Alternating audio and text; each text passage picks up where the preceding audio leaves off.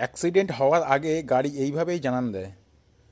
আমি কিছুদিন আগে গাড়িটা বের করেছিলাম, তেমন আমি বের করি না গাড়ি, মাঝে সাঝে একটু শখের গাড়ি তো, তাই মাঝে সাঝে চালাই।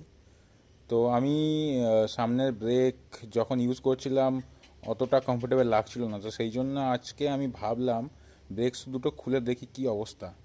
যদি দেখি যে কিছুটা হলেও আছে, তাহলে আমি রেতপাত্তি মানে যেটাকে বলে স্যান্ড পেপার, ওটা দিয়ে ঘষে কাজ চালানো যেত। কিন্তু এখানে দেখা যাচ্ছে 10% এইটাতে আছে, বাট এটাতে তাও নেই 15%, কিন্তু এটা চালালে রিস্ক। এখন থেকেই যদি আমি পাল্টে দিই তাহলে আমার কোনো মানে প্রবলেম হবে না, প্লাস গাড়ি চালাতেও সুবিধা হবে, ব্রেকিংটাও আরও মজাদার হবে।